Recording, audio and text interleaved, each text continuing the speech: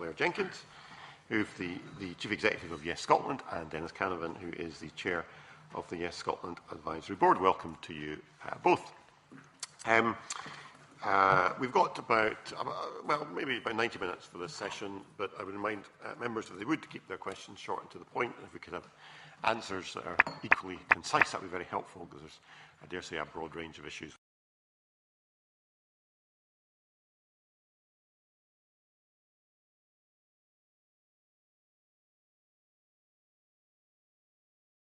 Earlier this morning, what, in your view, are the advantages to the Scottish economy from a yes vote in the referendum? And you can maybe try and answer that in sort of 2 to 3 minutes. That would be helpful. Thank you, Convener.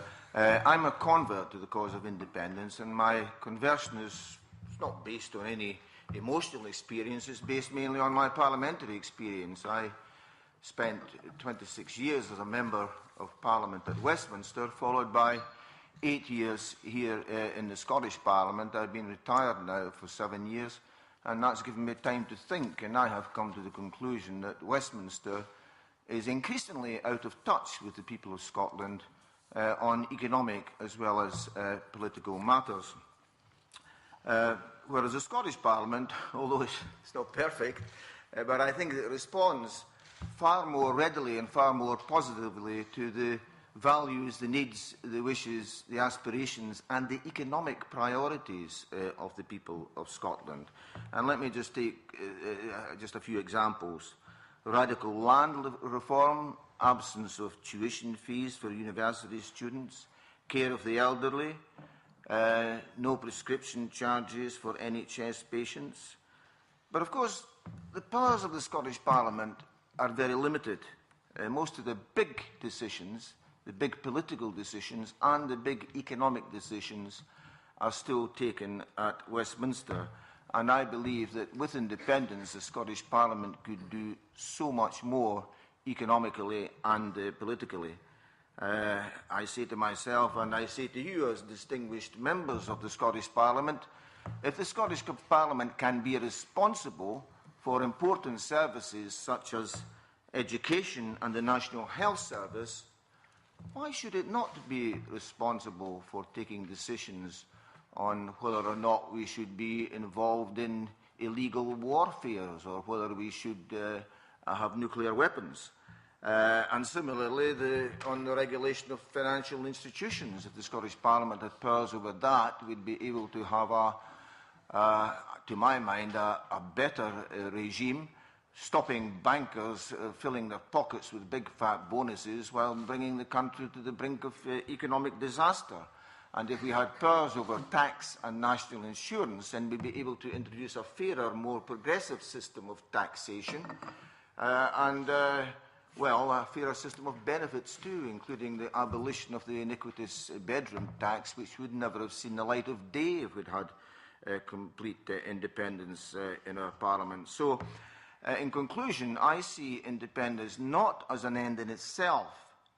I see it as a means towards building a better Scotland, a more prosperous Scotland, a fairer Scotland, and a Scotland that will play its full part in the international community to help to build a better world. Mr. Jenkins, do you want to add anything at this point? Add a very brief thought, if I may, Convener, to what Dennis just said. I mean, I'm not a politician, but I know quite a few. It seems to me that in whichever party, all the politicians I know come into politics to make a difference. And I think if you imagine 2016 and the first elections to an independent Scottish Parliament, I mean, how exciting for every party in this Parliament, for every politician in this Parliament, that for the first time you'll be able to devise, to propose, and then perhaps to implement a fully coordinated and integrated set of proposals to develop the Scottish economy, to do the kind of things that Dennis has just been talking about, to achieve fairer distribution of wealth, to grow our economy, to make the kind of changes that we all know we'd like to see in Scotland. So I believe that there are lots of reasons why Scotland would benefit economically from independence. We know the Westminster system is not working for Scotland. We know we need to address huge issues around inequality of wealth and opportunity. And I firmly believe, and I know we'll get into the detail of this, and that the compelling arguments for Scottish independence are nowhere more compelling than they are in the areas to do with the economy. Thank you very much. I've got a couple of issues I want to follow up on, and then I'll bring in some others. Maybe I could start off, Dennis Canavan, with yourself. I mean, you talked very passionately there about the need to have full independence, to extend the powers of Holyrood, and to control the levers of power. One issue we spent quite a lot of time looking at in this committee is the question of currency. And it's always seemed to me that if you want to have an independent country to have proper control over the levers of power, power to set your interest rates, what you want to have is your own currency, not somebody else's. Would you agree with that? Well, as you may remember, Convener, at an earlier stage in this whole debate, and before the Scottish Government issued its white paper, I expressed a personal view expressing support for the principle of an independent Scottish currency. But I don't think that my own personal views are of paramount importance in this great debate. Since I made that statement in public, and I do not retract it, but since I made that statement, the Scottish Government has published its white paper and made it clear that their preference would be for a sterling currency union.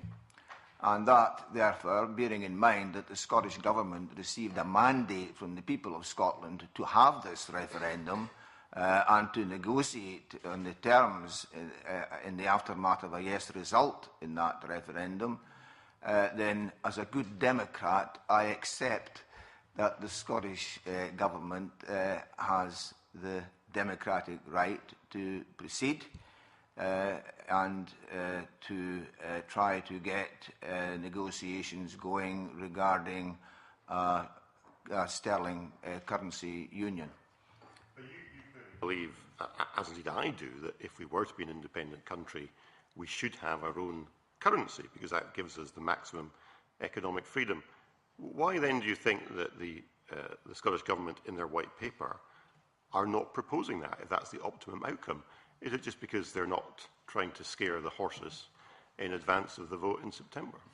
No, I think if you look at the commission, which the independent commission, which the Scottish Government set up, including some distinguished Nobel laureates who know far more than I do about economics, and I think that there are pros and cons in each of these options, and I think that the Commission said in so many words that any of the four options which they put forward would be workable in an independent Scotland. And the Scottish Government has, in its white paper, outlined the reasons why it prefers to have a sterling currency union. It intends pursuing that despite the opposition that has been expressed by the UK Government. And in my view, in my humble opinion, I think that the UK Government would be cutting off its nose to spite its face by not negotiating on that matter, because there would be certain disadvantages to the rest of the UK economy, not just the transaction costs, but more importantly, the growing trade deficit, which would arise as a result of the loss of oil and gas revenues. I think, Convener, courtesy of the Guardian newspaper, we now have a much clearer idea of what the UK Government's real position is on currency union, as opposed to what politicians say in public. There's a point you made in your opening remarks, your opening question, which I'd just like to pick up, which was you suggested that it was an absolute prerequisite of being an independent country that you set your own interest rates. There's an awful lot of countries in Europe would have to go and say, by the way, do you realise you're not independent? We'd have to be going to Austria and France and Germany and saying, because the European Central Bank determines your interest rates across the Eurozone, you're not really independent. So I'm not quite sure that fully stacks up. One of the interesting things about this debate is that there are lots now of economists, and there's a long list of names, some of whom I think probably have given evidence to you, of economists who have no skin in this game, who are either have no view on Scottish independence or who are against the notion of Scottish independence, who have nevertheless said the best option for both Scotland and the rest of the UK If Scotland votes, as I believe we will in September, to be an independent country, it is in the best interest of both countries to have a formal currency union. I know certainly Professor Anton Muscatelli said that in evidence to this committee. Recently, of course, the very distinguished Beijing-based economist, Professor Leslie Young, has also said that if Scotland votes for independence, and although he didn't say so in terms, he seemed to indicate that he wasn't personally in favour of that option. But nevertheless, it was in the best interest, very clearly, of both the rest of the UK and Scotland to have a currency union in the event of Scottish independence. He described the publicly declared position of George Osborne on rejecting currency union as a subterfuge to frighten Scottish voters, and I think he's pretty close to the mark there. Yes, I seem to remember when Anton Muscatelli came to this committee to give that evidence, he was outnumbered 4-1 on a panel of esteemed economists who took a different view.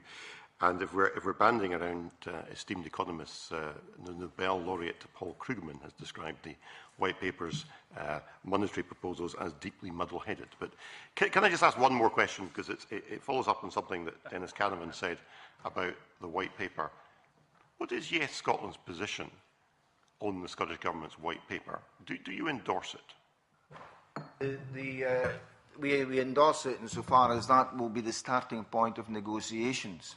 But of course, the overriding principle with regard to Yes Scotland is that we believe in the democratic right of the people of Scotland to determine their own destiny. That is what sovereignty in an independent Scotland means. Yes Scotland is not a political party. We do not set out a manifesto or anything like that.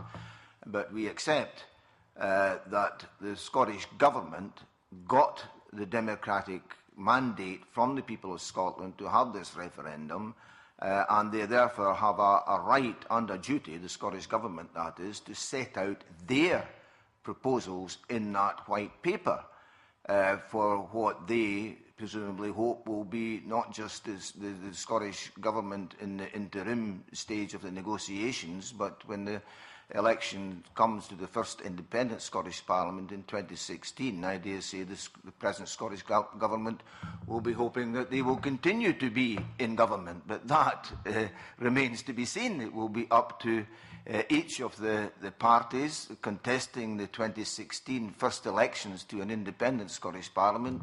It will be up to each of these parties to set out their stall and to seek the approval of the people of Scotland. Just in addition to that, it's worth saying that there are two types of content in Scotland's future. And Dennis is absolutely right that the stuff that's to do with the initial framework of an independent Scotland, the arrangements that we put in place for an independent Scotland, we agree would be the starting point for an independent country. Obviously, the White Paper also contains a great deal of content which is related to policies that an SNP government would pursue in an independent Scotland, and those are a matter, quite rightly, for the SNP. And were either of you involved in discussions about the content of the White Paper before it was published? Not formally, no. We have conversations rather than formal discussions, but no, I personally... With whom? With civil servants? With Scottish well, for example, I chair the advisory board of the Yes Scotland campaign, and included on that advisory board are representatives of various parties and people like myself who are not members of any party at all, but Nicola Sturgeon, the Deputy First Minister, is a member of our advisory board, and she attends most of our meetings, and we have sometimes very frank conversations. Okay. But there were no discussions. There were no discussions with civil servants prior to the publication of the White Paper. That's also true, Mike. There's no discussions with civil servants and no prior sight of the White Paper. Okay. And yeah, the final question. So neither of you saw the White Paper before it was published? No. Okay. Thank you. Dennis Robertson. Thank you, Convener. And good morning again, gentlemen. Earlier this morning, we had the Better Together in this morning. I think it was actually an advert for a Labour Party political broadcast more than anything else, to be perfectly honest. But I asked them basically at that time was, the Prime Minister, David Cameron, has said that, of course, Scotland can be a successful independent country. And there's no disputing that, is there, gentlemen? No, there's no disputing it at all, and I believe that the leader of the Scottish Conservatives has said something similar. Indeed, there seems to be almost a welcome but rather belated recognition on the part of many of our opponents now that an independent Scotland would be very viable. And in fact, some of the opponents are actually supportive of yes. I mean, Labour for yes, for instance, and we have Liberal Democrats for yes, and I've even met a few Conservatives for yes. I'll maybe give their names to Murdo later so you can maybe pay them a visit. But it's really across all parties and none, isn't it? And yourself, Blair Jenkins, you're not a member of a political party, but you believe in the route and the pathway that we're taking towards the referendum for independent Scotland. I absolutely do. I mean, as you say, I have no view on party matters, but I certainly do believe the right future for Scotland is as an independent country. One of the enormously enjoyable things about the Yes campaign, and it's a privilege to be in this job, is how many people are involved now very actively who have no connection previously with any form of political activity or any political party. I think what we've formed is a very exciting grassroots national movement, which encompasses all political views and people who simply think this is the right thing to do. I think the benefits to Scotland from this campaign, apart from the yes vote in September, will be, I think, a re-energised and a re-engaged population and a much, much more active and much more interested electorate right around Scotland. There's a lot of people got interested in stuff in the last year or two who are not just going to go back to being passive citizens. They're going to be very active citizens, including a lot of our young people. And I think we'll all get the benefit of that. And perhaps I can come to Dennis Canavan on this. More from your experience as a Westminster parliamentarian and indeed as an MSP here in Holyrood. We've just witnessed record investment in Scotland at the moment from a variety of companies. We're also seeing extremely healthy exports. We're seeing a higher employment and lower employment than the rest of the UK. We're seeing an absolutely fantastic and successful apprenticeship programme. Do you put that down to the policies of the Scottish Government?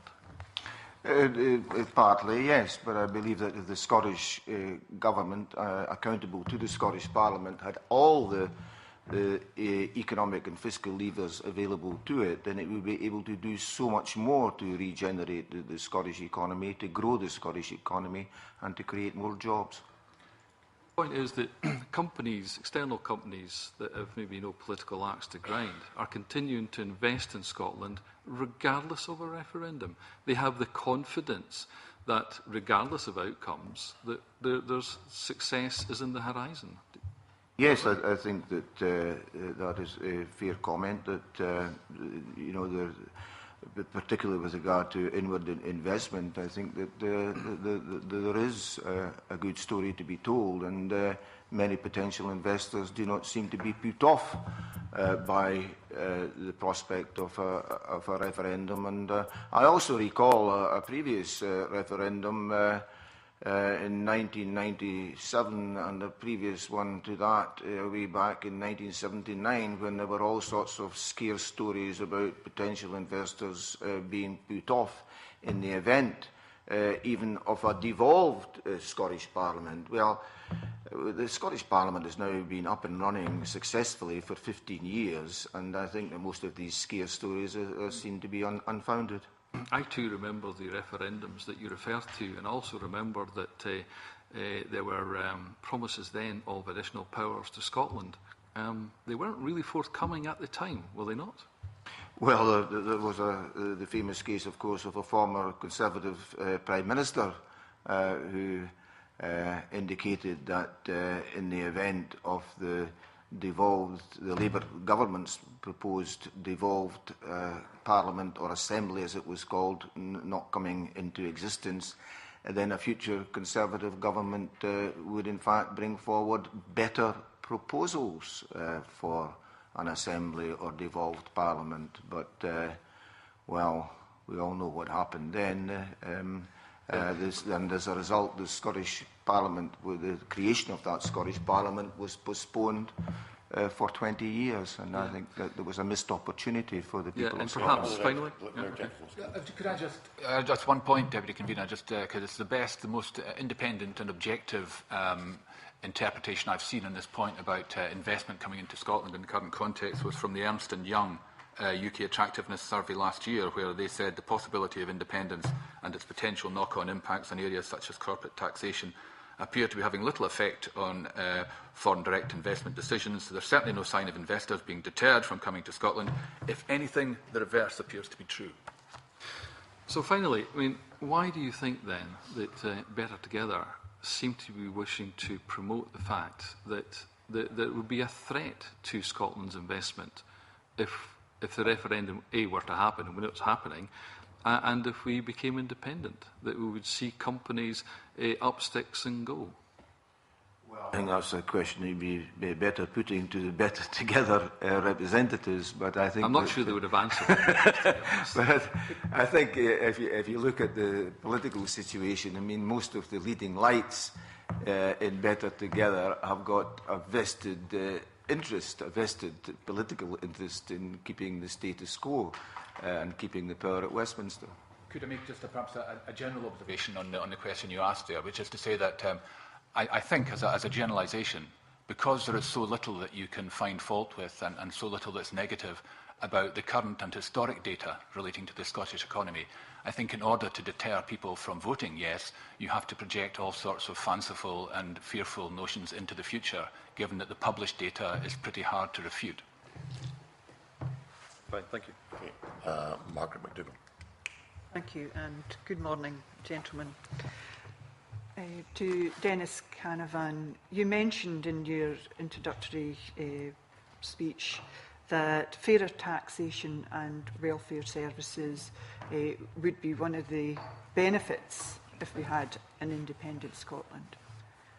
How would that be funded, and where, how much of that would come from the taxpayers in Scotland? Well, we would have full fiscal autonomy, obviously, and the total tax take would come from the people living in Scotland, or, of course, companies based in Scotland. And that is how our public services would be funded in an independent Scotland. So it's without doubt, then, that there would be increases in taxation for everyone? It's not without doubt. It would depend on which party actually won the 2016 general election in an independent Scotland, and indeed subsequent elections in independent Scotland. And as I said previously, it would be up to each party, including the Scottish Labour Party, to put out its proposals. I think I indicated previously that my preferred option would be to see a much fairer, more progressive system of taxation. And speaking personally, that means for me that the rich would pay a bit more, the not so rich would pay less, and the very poor would not be paying anything at all. But we've heard from the panel this morning and from previous witnesses that there are much fewer higher rate taxpayers in Scotland than there is in the rest of the UK, and the tax base itself is about 2.4 million people who are paying tax. 2.4 million. 2.5 million. Yeah. So there's a much smaller base to start from. So surely, if we're going to try and better the welfare system, and there's got to be increases in tax if we're to balance the books.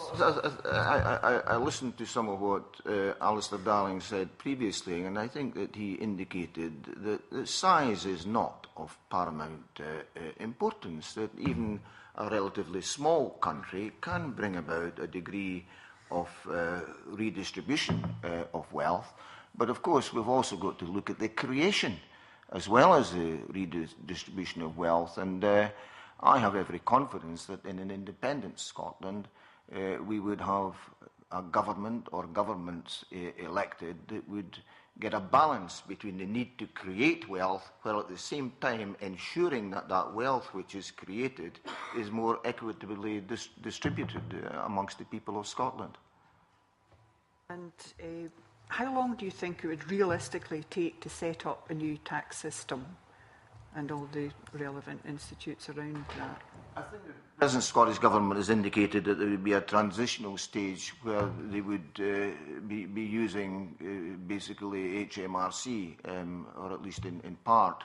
But I would say that by shortly after the first elections to the Scottish Parliament in 2016, we could get things moving fairly quickly. I wouldn't like to put an exact figure on it, but these are challenges which I'm sure that we're quite capable of responding to, and even the Calman proposals, if and when they become a reality, they would require certain changes in the Scottish taxation system. So I don't see that these problems are insurmountable. Well, I suppose we can, call them challenges if you like, but it is a huge undertaking to set up a new tax system and welfare system. Well, it's a big challenge, but it's certainly not an insurmountable challenge. I mean, if you look at the poverty that occurred in the Republic of Ireland or the Irish Free State when it had to start all of these things off from scratch, and they managed it. And if a wee country like that can do it with the poverty that existed in Ireland in the 1920s, heavens above, surely in Scotland, with their expertise and relative wealth, we could rise to the occasion. There's likely to be that period. You're saying they could maybe do it within under 2 years, but in actual fact, it could take a lot longer than that for that system to actually benefit the people of Scotland. I don't see it lasting a long time, but in the transition stage, I would expect that HMRC would be accommodating, and we could share some of their expertise and facilities. But that would all be, points for negotiation. The basic principle for which, yes, Scotland stands is that Scotland, as a sovereign country, should be independent, and that means having our own tax system. Yeah. So, I mean, we've heard from ICAS, his report this week, that it would cost at least £750 million to set up the system. Who would bear the cost of all that? Well, obviously, the Scottish Exchequer would bear the cost of that. But if in the interim we were sharing resources with HMRC, then there would be obviously a sharing of the burden. I think just to add a little bit to what Dennis is saying there, whatever the challenges, and of course there are always challenges, but whatever the challenges in developing a distinctive Scottish tax system, I think it has to be seen as one of the great opportunities of independence would be to escape from what is very widely regarded as the overcomplicated and unwieldy and inefficient UK tax system with its very high instances of evasion and avoidance. The tax system in the UK has not proved an adequate or successful regime for this country. And I think that it should be regarded as one of the great opportunities is to do something rather better and to transform that position.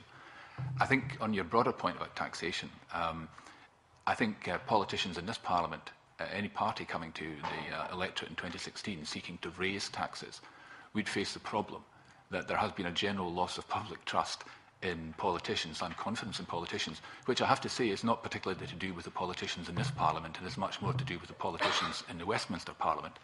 But one of the jobs of this Parliament, once it becomes independent, as it will in a couple of years, will be to rebuild that sense of trust and confidence with the electorate to a point where if a party does have a sensible and balanced set of proposals which might include an adjustment to the taxation rate, that people are willing to place their trust and confidence in you.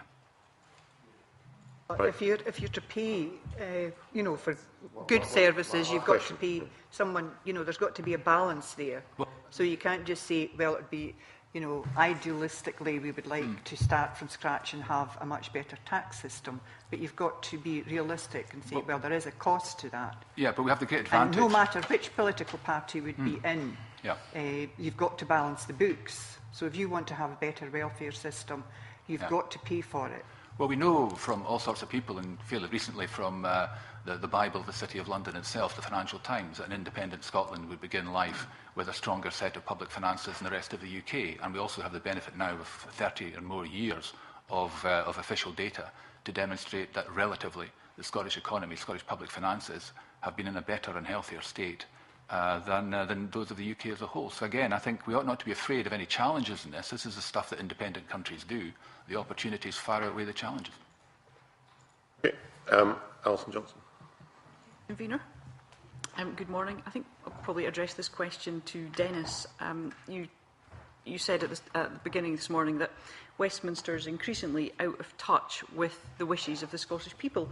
Do you think this is in part because the Scottish people didn't vote for the Westminster government, and the Westminster government is all too aware that it doesn't actually need the votes of the Scottish people to stay in power? I mean, Better Together, they were absolutely determined this morning that constitutional change isn't the answer to the challenges Scotland faces, that constitutional change isn't required to enable us to maximise the opportunities that Scotland has. Do you think that's a credible view? Well, there's a massive democratic deficit in Scotland, and I suppose the most obvious illustration of that at present is that we have a Tory-led coalition government at Westminster, and yet that lead party in the coalition has a magnificent total of 1 out of 59 Westminster parliamentary constituencies. 1 out of 59. And yet, under the existing constitution, the Westminster government can impose policies on the people of Scotland, policies which we did not vote for and policies which we do not want. And it is that kind of alienation of people from government which has led to a situation whereby I think Westminster is completely out of touch with the people of Scotland, whereas, as I said previously, the Scottish Parliament, although it's not perfect, like every parliament, is made up of human beings, and human beings sometimes make mistakes. But I think in its 15 years of existence, the Scottish Parliament has shown that it responds far more readily to the democratic will of the people of Scotland. I think I've yet to understand what steps those who maintain that we're better together are going to take to address growing inequality and poverty in Scotland. I mean, certainly the evidence suggests there's a complete failure to do so.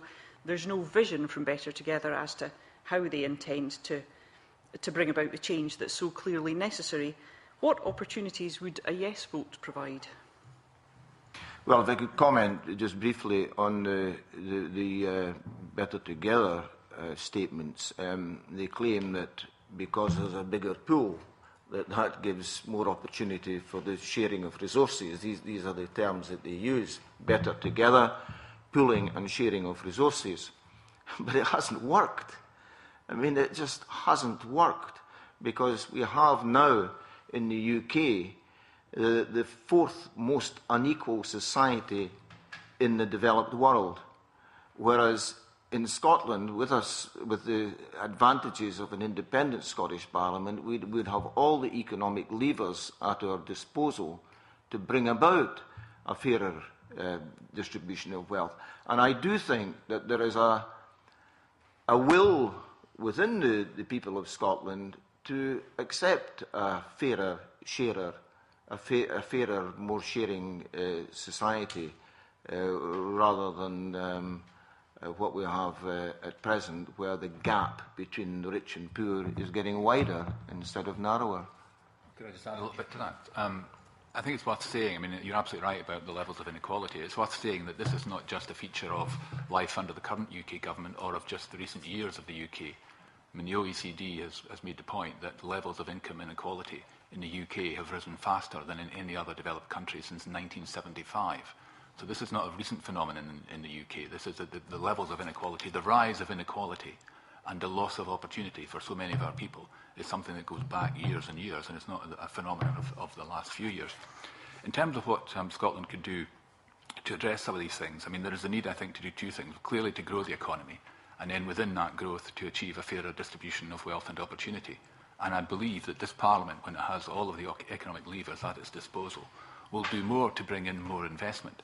It's investment that drives growth, and I think there are all sorts of opportunities through devising the right package of incentives to secure more investment, not just by foreign ventures, foreign enterprises, but also our own indigenous companies. And it's for politicians in this Parliament to devise imaginative, creative sets of policies and packages that will do that kind of thing. But you currently, as you know, have very little power in the area of redistribution. Because you have no control over the tax system, you have no control over the welfare system. It's only by having those levers and by being able to, as I say, offer the right kind of measures to attract investment that you can really begin to get to grips with some of the long-term endemic problems that we have in the Scottish economy. Okay, so Mark, we had a follow-up. Just as a follow-up to the issue of inequality, you highlighted in your submission the issue of the geographic dimension of inequality within the UK, and that the UK hasn't converged in a way that other federal, quasi-federal states of the same size have. What difference do you think a yes vote would make to that, and how would you go about tackling that? Well, you're right. It's an absolutely valid point that the regional imbalances in the UK are huge. And one of the things I would hope that any elected independent Scottish government would do in 2016 and from 2016 onwards would be to try and rebalance our economy and to revitalise manufacturing in Scotland. I think there are great opportunities there to grow the Scottish economy and to make sure that we grow the sectors, not just the ones which are of long standing. We know where we've got great resources and great success, the oil industry and other areas, but also to develop the opportunities in some of the sunrise industries like renewables. Yes, I think that part of the problem within the UK is over-centralisation of decision-making, over-centralisation of political decision-making, and over-centralisation of economic decision-making. Whereas I think if we had an independent Scotland, that would act as a counterbalance to the pull of London, as it were, because there is an imbalance in the economies, the economic spread, as it were, of the UK, whereby London and the South East seem to get huge economic benefits compared with people, not just in Scotland, but in the regions of England. Richard Baker's got a supplementary. Mr Jenkins, you mentioned OECD figures, because it seems to me the situation is more complicated than you describe in terms of levels of inequality, because, don't OECD figures show that since the mid-1980s, some of those countries, which those supporting independence often refer to, the Nordic countries, in Sweden and Finland, they've had far higher rising levels of inequality than the UK. Within the context of being a much more equal society from a starting point. So the spread of wealth is still much more even in those countries. We're still behind it, but they've been rising at far greater levels in terms of rise of inequality than has been the case in this country. Yes, but again, relatively speaking, in a context where those are much more fair and equal societies, I think the Nordic countries demonstrate very well the fact that you can have strong economic growth and also beneficial societal outcomes. I'll follow up on that before I bring in Chick Brodie. Where are the redistributive measures in the Scottish Government's white paper? For redistribution, if you're talking about policy offers from the SNP, I'm not sure I'm the best person to answer on behalf of the Scottish National Party. I would have thought the commitment to the living wage, the commitment to keeping the minimum wage increasing and also to the living wages is quite an important part of that. But the policy aspects of the white paper, I think, are not really for me to comment on. No, I understand that. I mean, both yourself and Mr Canavan have talked a lot about independence as a route to a more equal society and redistributing income. I'm interested in this because there's not a lot in the white paper that suggests, for example, increased taxation on higher earners. That the major tax proposal in the white paper is a reduction in corporation tax, which you might suggest, as the earlier panel did, goes in the other direction. I'm not sure what's in there that suggests a more redistributive programme after independence. To be fair, that's a question that should be put to the Scottish Government members, Scottish Well, Government we'll see them in a couple of weeks, so we can ask them that question. But the point I would emphasise is this, that with the powers proposed in the White Paper, quite as distinct from the policy preferences expressed by the SNP government, but with the powers proposed in the White Paper, that certainly gives huge potential for an independent Scottish government of whatever complexion to bring about a radical redistribution of wealth, whereas at present the Scottish Parliament's economic powers are very, very limited. But, Mr Canavan, where is the evidence that people in Scotland have any more interest in voting for higher taxes than anyone else in the UK? Well, we've had the power to vary taxes in the Scottish Parliament since 1999. Only one party's ever proposed increasing taxes, and that wasn't a great success in 1999. That's an interesting question, because if you look at the voting patterns of the people of Scotland over the past half-century or more, then most of the parliamentary representatives who have been elected by the people of Scotland have been, well, let's say within the UK political spectrum, they have been left of centre. And a left-of-centre government or potential government of Scotland would be more inclined to use the economic levers to bring about greater standards of fairness. With respect, nobody stood for the Scottish Parliament election proposing to increase taxation. The only people who did that were the SNP in 1999, which was accepted to be a complete failure. So where's the evidence that people want higher taxes? The powers at present vested in the Scottish Parliament are very limited in terms of bringing about the kind of radical redistribution of wealth that I would like to see. You would need the full range of economic levers to bring about that fairer society.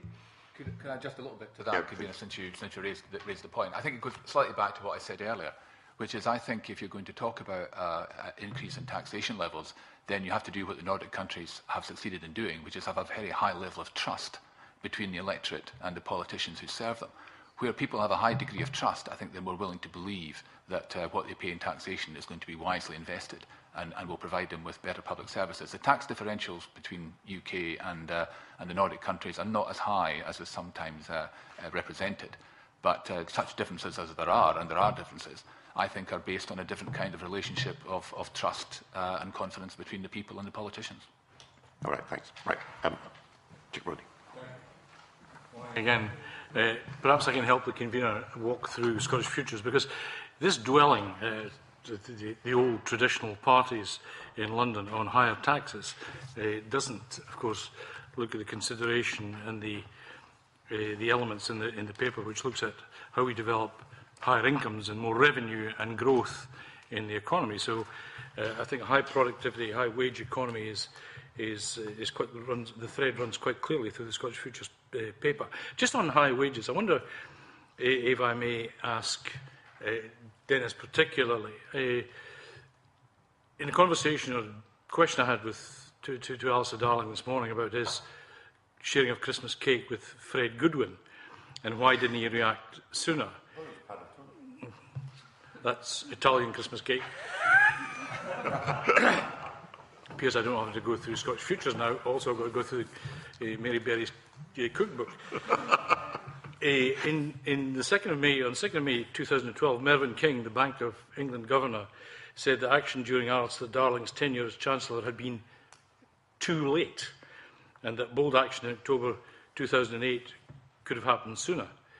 I wonder, and having been involved in politics in Westminster, and I worked in the city for a while, can you give me an illustration of what you think the relationship is between the Westminster government and the City of London?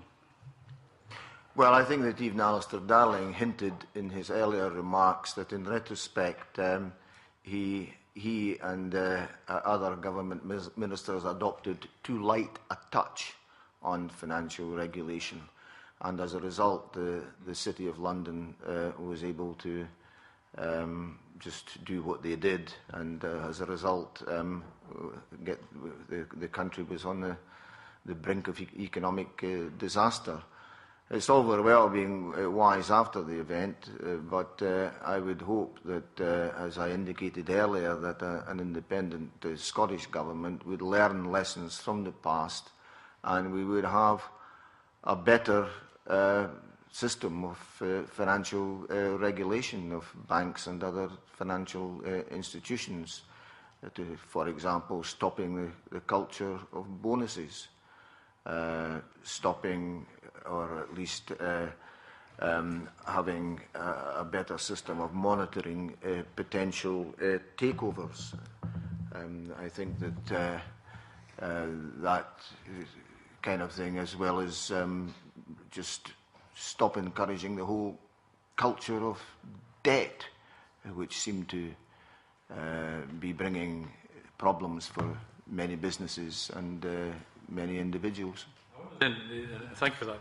I wonder that, again, Alice Darling wrote that he was responsible for the architecture of the UK financial regulation. We just had the Governor of the Bank of England caution the government about what some of us might call a housing bubble and the impact that that might have. I just wonder if you have any comment that we don't want to destroy the future by just looking at the present, but the present looks pretty precarious, and we seem to be in another impending financial, not crisis, but problem. Isn't it the case that with fundamental regulation and proper regulation and meaningful application of regulation, that the banking regime under an independent Scotland would be a lot stricter? I think it probably would be. I mean, it's always difficult to say with absolute certainty what would happen in a particular situation. But I think that there is a feeling within Scotland that the people down at Westminster mishandled the economy, and lessons have been learned, and I think that there is a consensus within Scotland that there should be better regulation of banks and financial institutions. Jenkins? Well, I would agree with that. I mean, there's no doubt that the failings of politicians were partly responsible for the financial crisis of some years ago. The primary responsibility lies with the behaviour of the banks and with the weak governance that was in place at the banks. But it ripples through the entire system, so that the credit ratings agencies had a part in it, the regulator certainly had a part in it, and politicians had a part in it. I think it's good that the people who were in charge politically at the time should acknowledge some of the blame. It seemed for some years that the people who were in charge wished to take credit for having launched some of the lifeboats, but weren't quite so willing to take responsibility for the fact that they weren't just on the bridge, they were at the wheel at the point when we did hit the rocks. So I think it's encouraging if there's a recognition that there were political failures, not just in the UK, but in other countries as well. Thank you. And one last question, Mamie. Again, referring to Mr. Darling, who was here earlier, when he was Chancellor in 2008 and he's now head of the Better Together campaign, he cut corporation tax further beyond what Gordon Brown had done when he was Chancellor, from 30% to 28%, stating, "Our goal is and will continue to be to maintain the most competitive corporation tax of any major economy. We have the lowest corporation tax rate in the G7. A competitive and simplified tax regime is essential. Now, if we want to achieve a high wage, high productivity economy, that might be one vehicle." Do you think he's changed his mind, or do you think he was right then or wrong now? I think on corporation tax, when you implement a cut in corporation tax, and as you're right, the Labour government did that. I know it's a policy proposal that's in the white paper on behalf of the Scottish National Party. You don't just look at corporation tax in isolation. So you hope that a reduction in corporation tax will encourage investment, will encourage the growth of the assets of your economy. But as you say, you also have other benefits. You feel the benefits in other parts of the economy. You'd hope that your revenue from income tax would increase on the back of the investment that the lower corporation tax brought about. You'd benefit in indirect taxation expenditure as well. So the receipts that any Treasury would get from a cut in corporation tax should not just be looked in isolation at that tax on its own, but at the benefits throughout the economy. It will be up to political parties, I think, in the first elections to an independent Scottish Parliament in 2016, to set out the fully integrated set of proposals that they wish to make in the area of taxation to see to what extent they achieve those twin goals of economic growth, but also a fairer redistribution of wealth and opportunity. I must say that, speaking personally, I'm not an enthusiastic cutter of corporation tax for the sake of handing back more money to big corporations. I would have to be convinced that there are economic benefits from any cut in corporation tax, particularly more job opportunities for people. But I think it was Gordon Brown, actually, not Alistair Darling, who first introduced in the Labour government. Gordon Brown cut it first, and then Darling followed on. Anyway, Gordon Brown did, in fact, reduce corporation tax, and I'm therefore a bit surprised by the utter hostility which I now hear coming from some Labour people saying that any cut in corporation tax is a very evil thing in itself. As I say, I would have to be convinced about if there are other economic benefits, particularly with regard to employment opportunities. Okay, thank you. Thank you. Mike McKenzie. Thank you, Convener. You may have heard me asking Mr Darling this morning about what was on the table in terms of more powers for Scotland in the event of a no vote, and I wonder if you agree with me that this seems to be a kind of bribe of jam tomorrow if from UK politicians, if the electorate do what they tell them. It seems to be pretty watery, thin kind of jam to me, but irrespective of what exactly the percentage in terms of more tax powers and so on may be, do you feel what's being offered from the Lib Dems and the Labour Party, we haven't heard from the Tories yet, but do you feel that will make any real difference to Scotland in terms of being able to deal with some of the big problems and challenges we've heard about, or indeed take advantage of any of the opportunities that we would have with independence?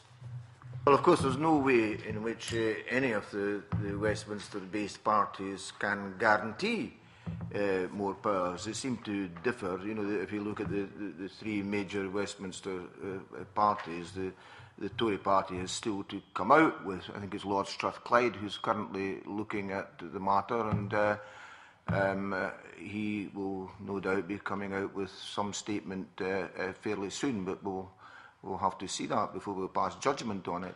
The Lib Dems have come out with something. The Labour Party, the Scottish Labour Party, has come out with their proposals. But there is no consensus amongst these three Westminster parties as to what the exact proposals they would have regarding additional powers for the Scottish Parliament.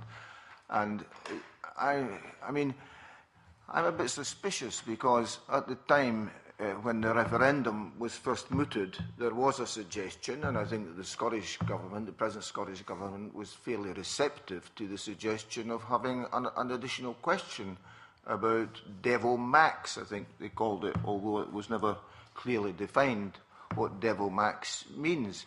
But the Unionist parties anyway ruled out any additional question on Devil Max in the referendum, and as a result we have an element of uncertainty about what their proposals are, and also can they deliver.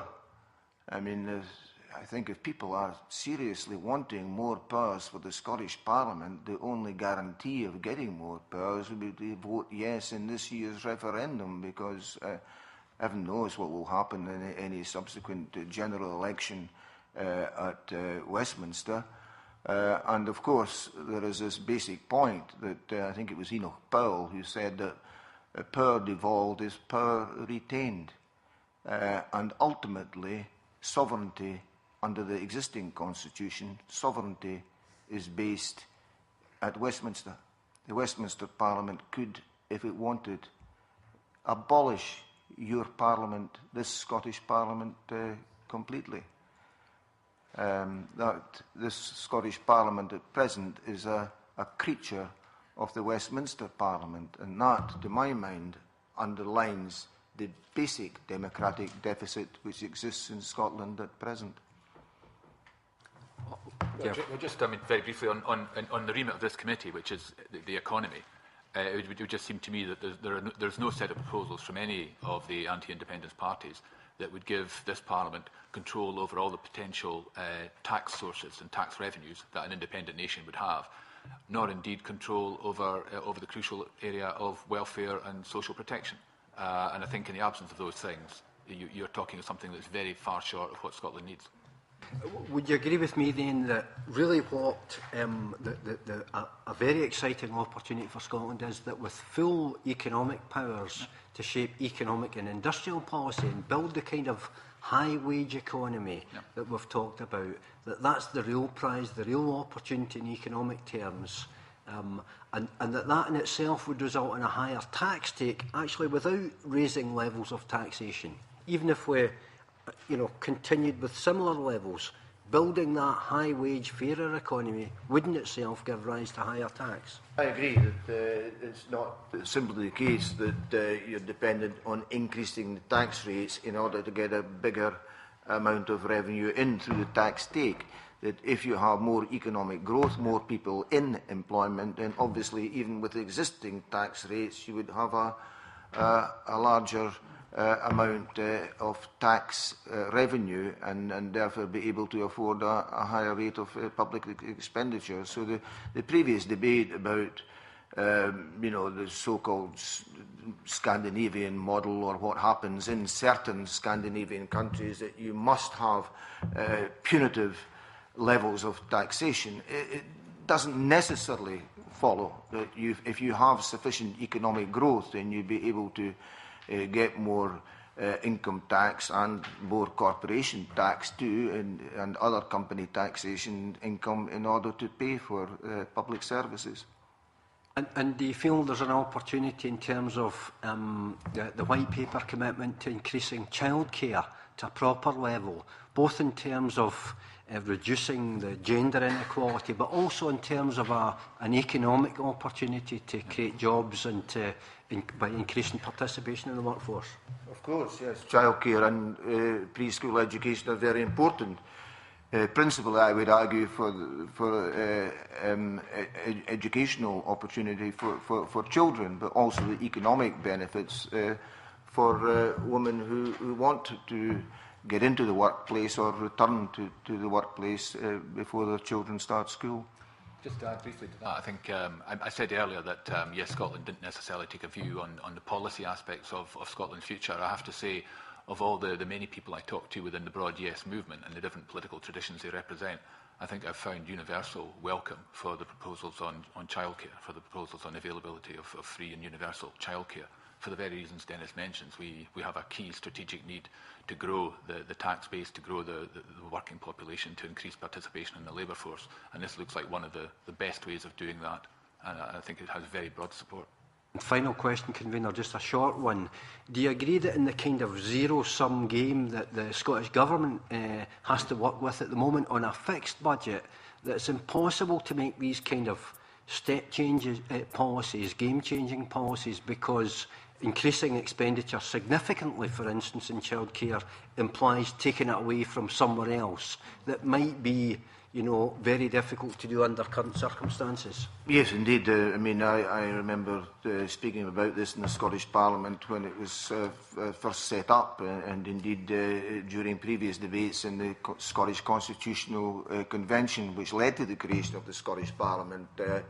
I thought at the time that one of the biggest weaknesses in the proposed Scottish Parliament at that time was that it was going to be completely dependent upon another Parliament, i.e. the Westminster Parliament, for every penny that it spends. And as a result, although there are those who argue, as Murdo would, that there are taxation powers which have never as yet been used, the fact of the matter is that the budget of the Scottish Parliament is almost entirely from the block grant, And so if John Swinney or any other finance minister wanted to spend more money, say, on education, he'd have to look around somewhere in order to cut something else, because it's a fixed sum of money that he has to deal with. And this leads to very difficult choices. If you're going to increase investment in education, are you, for example, going to cut investment in the National Health Service? I mean, that's a very unhappy choice facing any finance minister, whereas if you've got all the fiscal levers at your disposal, then you can broaden your choices. Thank you very much, gentlemen. Thank you. Richard Baker. The comments which were made around a zero-sum game, because it seems to me that with the White Paper and indeed others who are arguing for an independent Scotland, they're looking to play a zero-sum game as well, saying that there will be more generous provision on welfare, more generous provision on pensions, more generous provision in a whole range of areas, and yet not saying how these things will be paid for.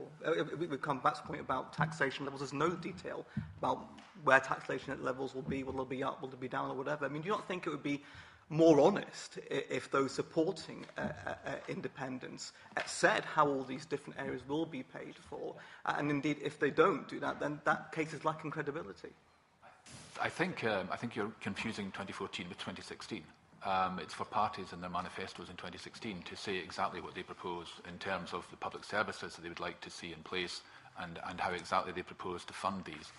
But the general proposition, which I think is one that's broadly supported across the independence movement, is that an independent Scotland is likely to place a higher value on having good and widely available public services than we think has been the general approach taken by the UK in recent years. The preferred method for funding that is what we've been discussing in the last several minutes, which is that you grow the Scottish economy.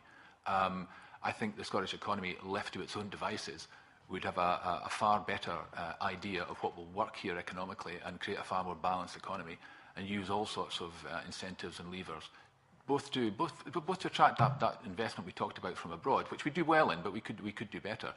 But also to do things like improving our business startup rate, which I think we would all agree that we need to have more innovation, a more entrepreneurial society. I would personally, when I'm looking at all your manifestos in 2016, I would be looking to see what exactly you propose in terms of incentivising people to start their own businesses.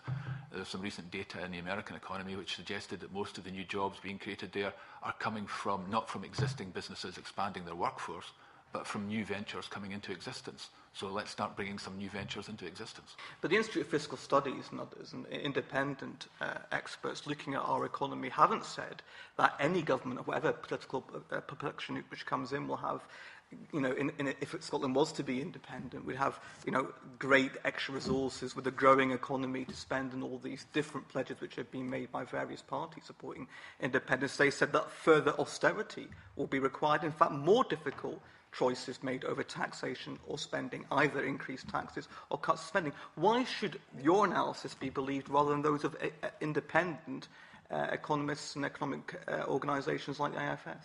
Well, one of the things we know about economists is that they seldom agree with one another, and I think one thing they all do agree on is that their forecasting is seldom, if ever accurate. Now, that's true of other professions as well. I don't just wish to put that against what economists have to say.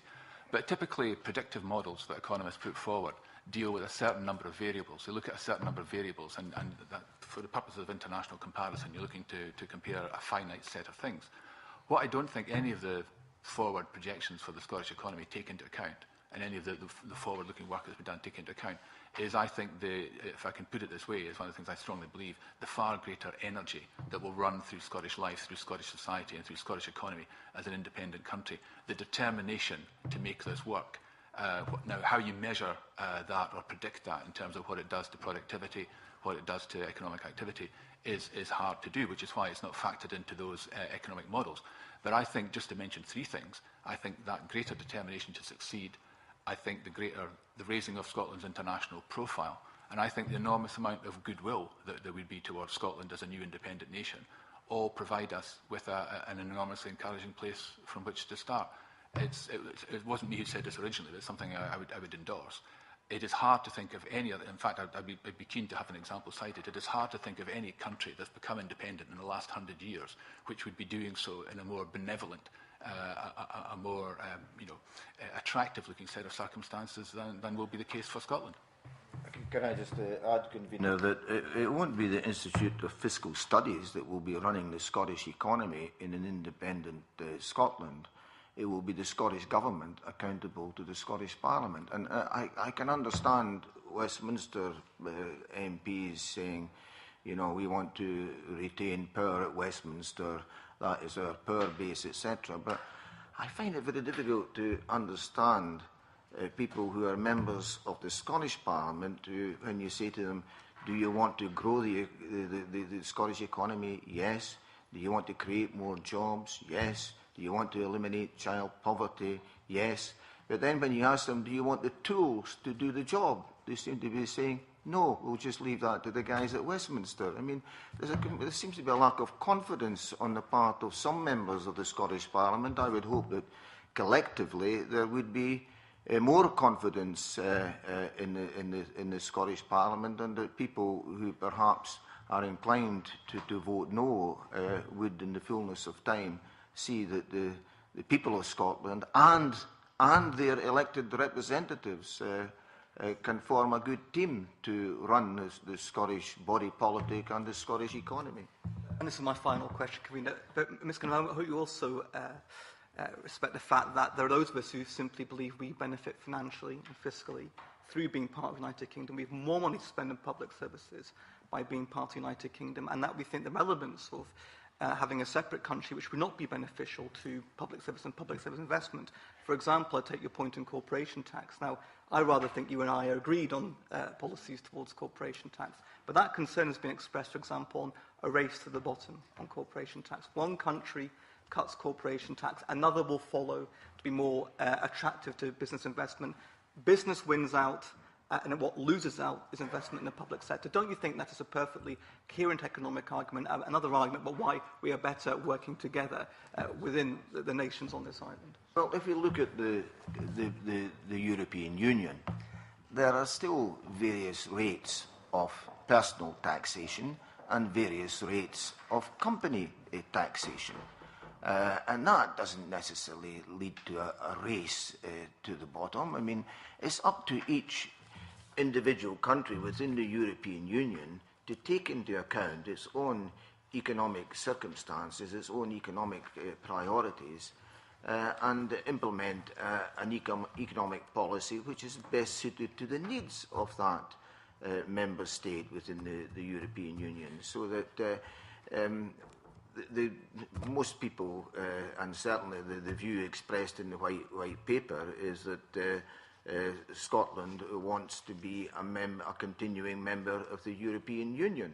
And it's not as if we're going to be cutting ourselves off completely from our friends and neighbours in England and Wales. That I would hope that there would still be a social partnership, an economic partnership, but the present political partnership is, quite frankly, putting Scotland in a straitjacket whereby if we want to move in a particular direction, we find that our nearest big neighbour is calling a veto on what we can do, and that, again, emphasises the democratic deficit in Scottish political and economic decision-making. Mark Virgin. When the other side in this talk about the cost of setting up new institutions or transitions, they always seem to me to give the impression of Scotland being this desolate moorland with wolves howling in the distance, as if there's nothing actually happening here at the moment. On independence, Danny Alexander, when he came before this committee some time ago now, accepted the principle of Scotland inheriting a share of our asset, of the UK's assets, the share that we'd contributed to.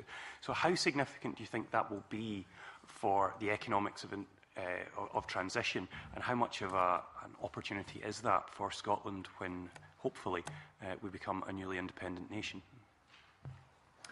Are you thinking primarily there of things like the Bank of England and the currency, or other things as well?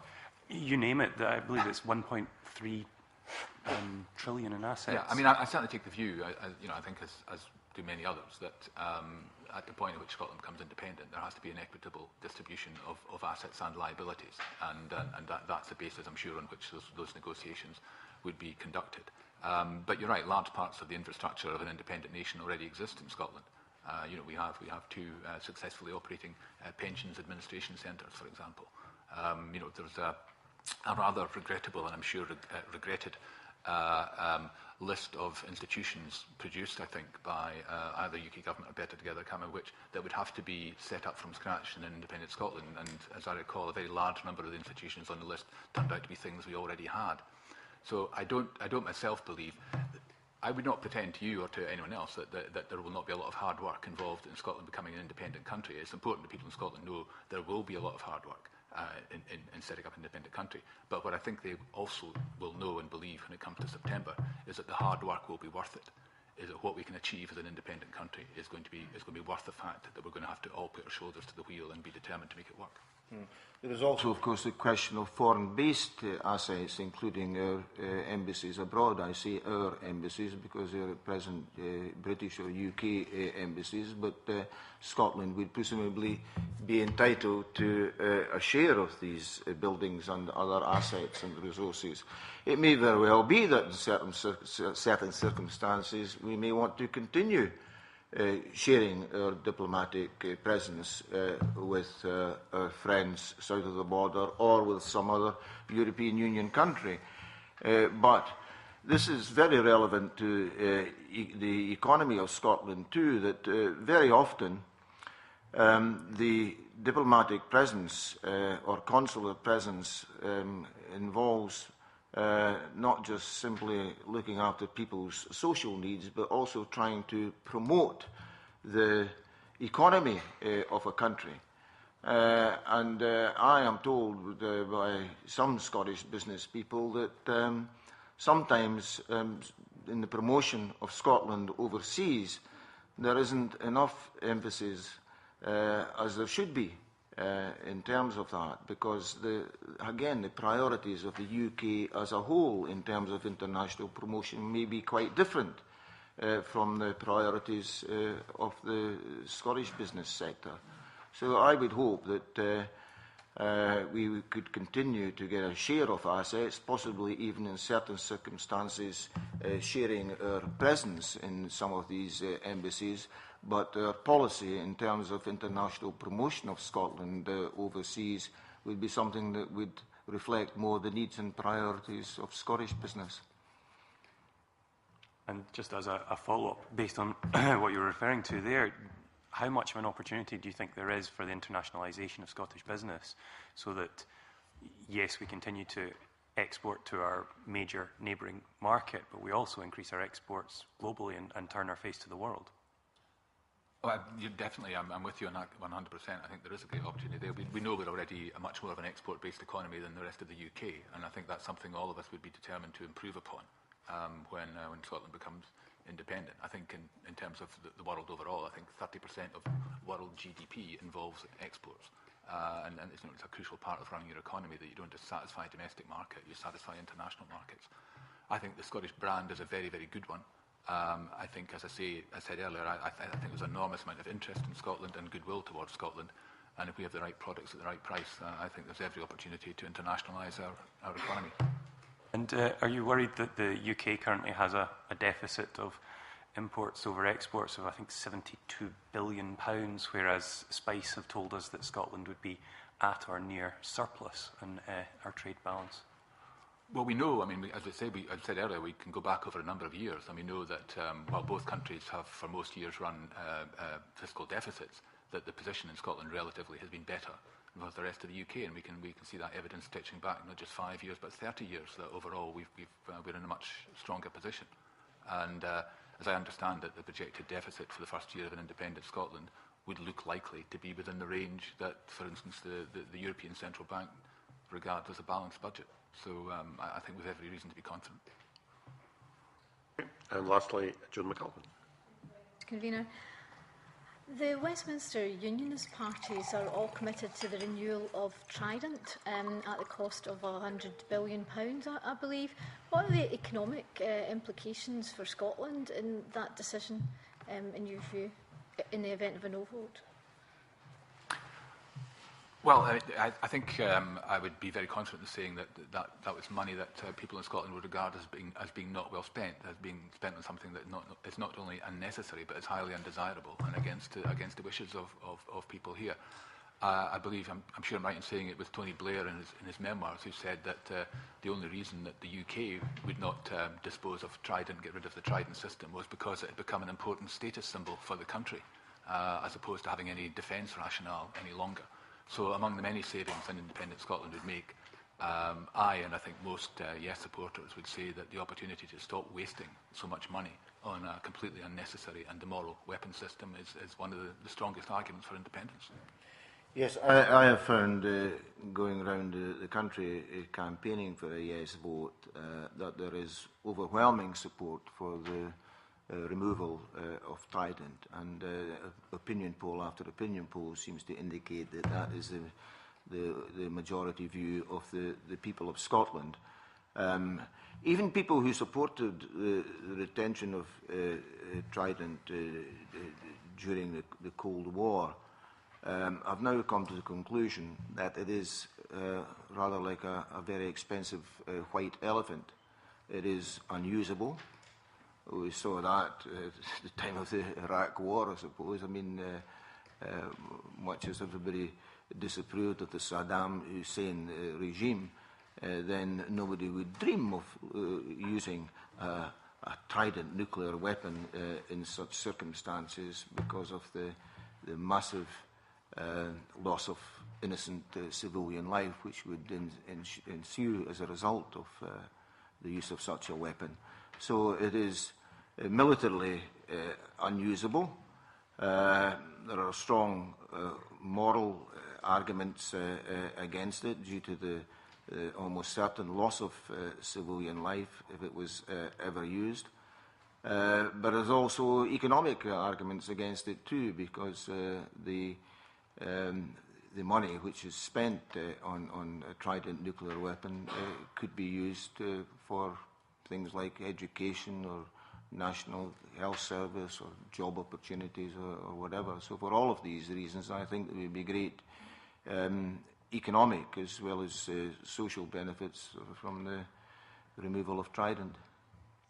On the subject of fear, the term project fear is what we understand the No campaign calls itself internally.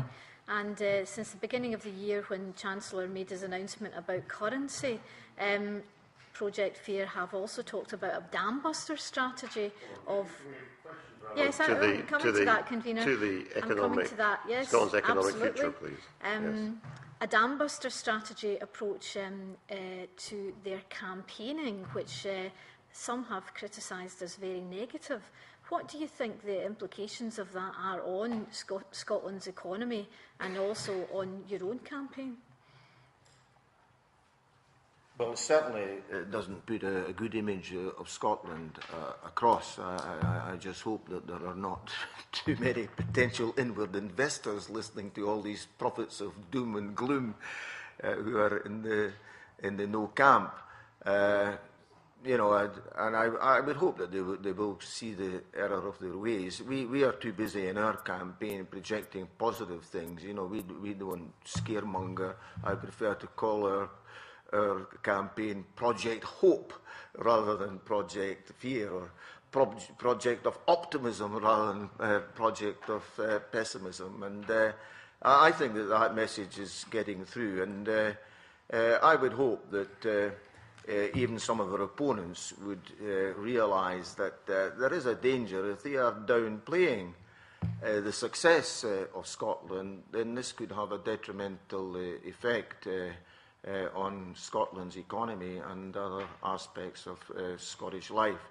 And we keep on being told that we're all working for Scotland's best interests, although there might be different concepts of what Scotland's best interests are.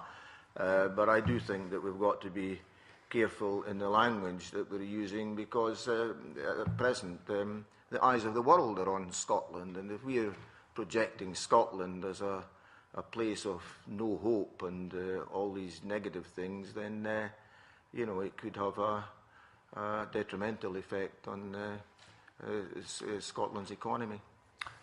I just think on the precise example you gave, which was the announcement in relation to the currency back in February, as I said earlier, I believe we now know from The Guardian this was a campaigning position. It wasn't something that the UK government had reached, a decision they'd reached after some prolonged period of internal discussion. The two, Alistair and Andrew, were in charge. We did what we were told. We did what they said. I think the fact that it was made so clear by a newspaper which is not in any way well predisposed towards independence, that of course there would be a currency union, said the Minister, who is a central part of the No campaign and would have, I think they said, a key role in negotiations following a yes vote. So no, we know this was coming from the heart of government. Of course there would be a currency union. The only reason we said anything else was for campaign purposes. I think that tells you a great deal about the nature of the campaign that's currently being waged. On that particular subject, I raised that report with Alistair Darling this morning, and he denied that it was him that was in charge. However, he refused to say whether he had discussed matters of independence in the currency union with his friend Nick Macpherson, who of course was very involved in that particular announcement. Would it concern you if Alistair Darling had been discussing these matters with Nick Macpherson? I'm not sure I could comment in great deal on that, because as he said, I think I do accept there are friendships which go beyond necessarily the roles people happen to be in at any given time.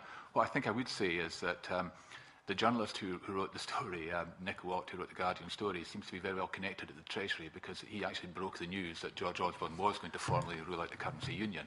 So I'm sure he'll be paying very close attention to what Alistair Darling said this morning, and checking it with his sources as to what the origins were of the sudden change of mind at the Treasury to stop saying a currency union was merely unlikely and to start saying that they were formally ruling it out.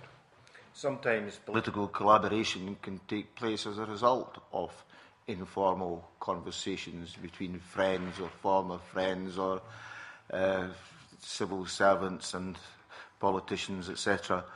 But I am very suspicious about the timing of all this, and it seemed to me rather coincidental, or too much to say simply coincidence, that the three spokespersons for the three major parties at Westminster suddenly came together and said, we are ruling out completely any currency union. And it remains to be seen whether they will stick by that unanimity when they have to face up to the realpolitik and the real economique in the immediate aftermath of a yes vote. Richard Baker, I think that's supplementary. To help Ms McAlpine, because... No, can we have a question, please? Oh, is that a question? Indeed, well, Mr Jenkins recognised that indeed the campaign which has been brought forward, and indeed Mr Canavan, on behalf of Better Together, is indeed for more powers for this Parliament, and no one has ever suggested this Parliament should be abolished. Indeed, it could be argued that that's scaremongering, if anybody's scaremongering in this campaign. I stated a simple fact, that this Parliament, this Scottish Parliament, is a creature of Westminster, and it is possible for Westminster to abolish this Scottish Parliament by an act of the Westminster Parliament, because sovereignty is vested in Westminster. That is a legal fact. That is not an opinion. I'm not saying that it is therefore likely that that would happen. But on the other point about the more powers for the Scottish Parliament, I referred briefly earlier to the lack of a guarantee that these powers can be delivered. The only real guarantee that people have of getting more powers for the Scottish Parliament is by voting yes in the referendum. I think just very briefly to add to that, I mean, I don't doubt the sincerity of lots of people in various political parties who wish to see a form of enhanced devolution for Scotland. That's a perfectly reasonable position. What I do really doubt is the appetite at Westminster for pursuing that with any enthusiasm. after the referendum in September. And I think whatever Scottish politicians or politicians in this Parliament may wish and hope for what might follow a no vote, which I don't think will happen, luckily, I think you'll find that the resistance at Westminster to adding anything to the powers of this Parliament will be very considerable and hard to overcome. Given these powers being pledged prior to the no vote rather than afterwards, then I think that takes on board Mr Jenkins' concerns. But I'll leave that there, Mr Convener. Okay. All right, okay. Right, okay, thank you. I think we're out of time. Thank you very much for coming along this morning and answering our question, helping us with our inquiry. We shall now suspend very briefly and go into private session. Thank you.